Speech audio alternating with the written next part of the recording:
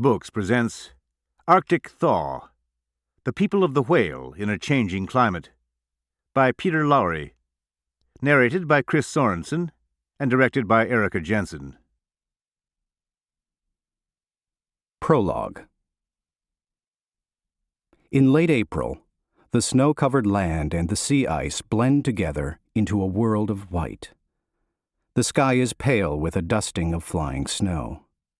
It is spring in Barrow, Alaska, on the edge of the frozen Arctic Ocean, and something big is about to happen.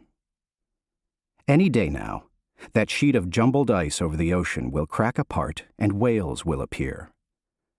The Inupiaq Eskimos will paddle out in their bearded sealskin boats to hunt the bowhead whales, a tradition the Inupiat have kept for 3,000 years.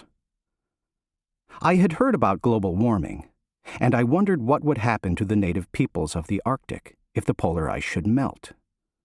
Would the whales keep coming? Were the hunters already feeling the effects of rising temperatures? Would the other animals that the Inupiat depend on, the seal, the walrus, and the caribou, disappear? How could native people adapt to a changing climate? And what did this mean for the rest of us? How would we all adapt to a warmer planet?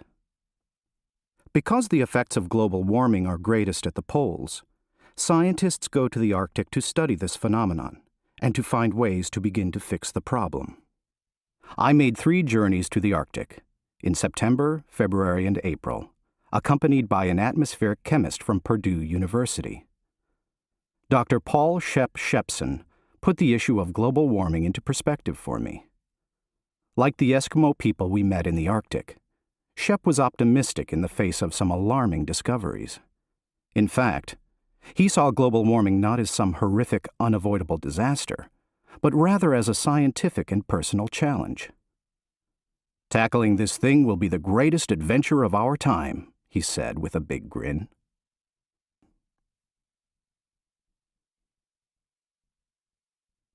Part 1. Darkness Sets In. Dr. Paul Shepson. In September, on our first trip to the Arctic, we flew an hour and a half north of Fairbanks, a big city in the middle of Alaska. The snow-capped mountains disappeared behind us, and the land flattened out. Finally, Barrow appeared out of nowhere in a vast world of watery tundra.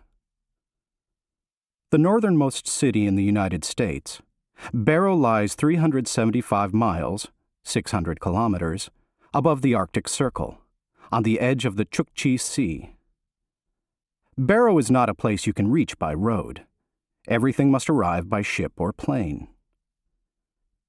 There was not a chunk of ice in the gray-green sea. A dusting of snow flew across the runway. The pearl sky was cold and raw. Shep and I were like little kids. We were so excited when Alaska Airlines set us down on the north slope of Alaska, an area encompassing 89,000 square miles. Shep, I discovered quickly, is a man with boundless energy and a great deal of knowledge about the Arctic. He holds positions in 2 departments at Purdue University: Earth and Atmospheric Science and Chemistry. He is also the founder and director of the Purdue Climate Change Research Center. His passion for this seemingly bleak and icy place called the Arctic infuses his every sentence. Previously, Shep had worked in the Canadian Arctic and in the middle of the Greenland Glacier. He had now come to Barrow to help 3 of his graduate students set up a number of experiments they would conduct this winter. He and I also wanted to learn how climate change might be affecting the indigenous people called the Inupiat. They have been hunting whales and other Arctic animals for thousands of years. We wanted to talk to them about their culture to understand climate change from a human perspective. Barrow. Scientists like Shep have been coming to Barrow to study the Arctic. To keep listening to this audiobook, I've left you a link in the description so you can do it, at no cost thanks to Audible's 30-day free trial.